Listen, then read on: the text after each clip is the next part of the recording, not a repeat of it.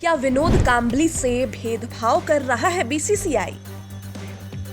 क्या विनोद कांबली के साथ चीटिंग कर रहा है बीसीसीआई? विनोद कांबली से दोगुना क्यों मिलता है इरफान पठान को पैसे?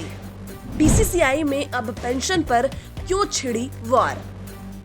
दरअसल ये सभी सवाल इसलिए उठ रहा है क्योंकि भारत के कई पूर्व खिलाड़ियों को बीसीसीआई की तरफ से पेंशन दी जाती है। कई पूर्व खिलाड़ियों का खर्चा भी बीसीसीआई के इसी पेंशन से चलता है।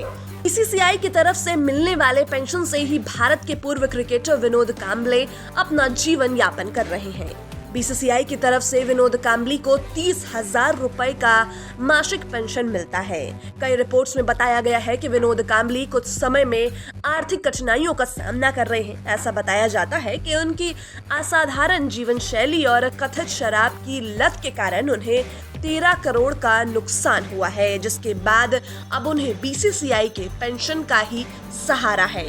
कांबले अपने दैनिक खर्चों के लिए बीसीसीआई पर निर्भर रहते हैं। 1990 के दशक की शुरुआत में सचिन तेंदुलकर के साथ प्रमुखता से उभरे कांबली की तुलना अक्सर उनके बचपन के दोस्त से ही की जाती है।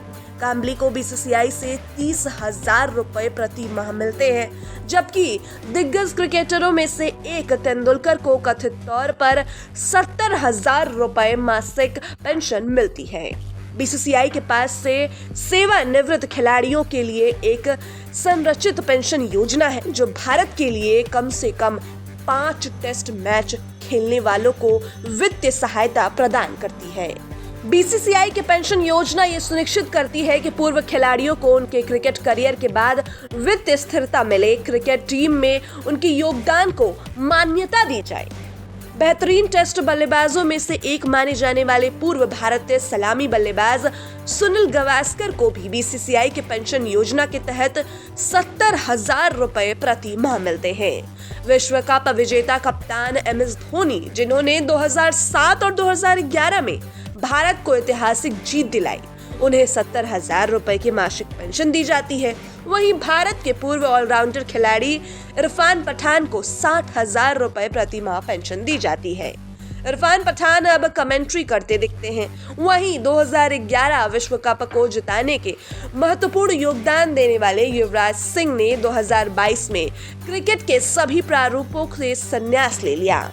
बीसीसीआई उन्हें 60,000 रुपए की मासिक पेंशन देती है। ऐसे में सवाल ये उठ रहा है कि आखिर विनोद कांबली के साथ बीसीसीआई ऐसा अन्याय क्यों कर रही है। बता दें कि विनोद कांबली ने 104 मैचों में 32.59 की औसत से 2,477 वनडे रन बनाए। साथ ही उन्होंने 54.2 की औसत से 1,084 टेस्ट रन बनाए। कभी भारतीय क्रिकेट के भविष्य के सुपरस्टार में से एक माने जाने वाले कांबली का करियर बाद के वर्षों में ढलान पर चला गया। विनोद कांबली 9 बार भारत की वनडे टीम में कमबैक किया, मगर टेस्ट क्रिकेट में वो चाहकर भी वापसी नहीं कर पाए। जहां उन्होंने शुरुआती मैचों रनों और अंबार लगाया था, कांबली ने अपना आखिरी टेस्ट मैच नवंबर 1995 में न्यूजीलैंड के खिलाफ खेला। तब उनकी उम्र करीब 24 साल थी। कांबली के आकर्षक स्ट्रोक प्लेयर रहे। आप इसे इस बात से समझ सकते हैं कि उन्होंने रणजी ट्रॉफी में अपनी पहली गेंद पर ही छक्का जड़ दिया था। स्पिनर्स के खिलाफ उनका फुटवर्क शानदार था और उन्होंने एक बार शेन वॉर्न के ओवर में 22 रन जड़ दिए थे। हालांकि कांबले अक्सर शॉर्ट गेंदों के खिलाफ फंस जाते थे, जो उनकी क्रिकेटिंग करियर में जल्द पतन का कारक बन गई।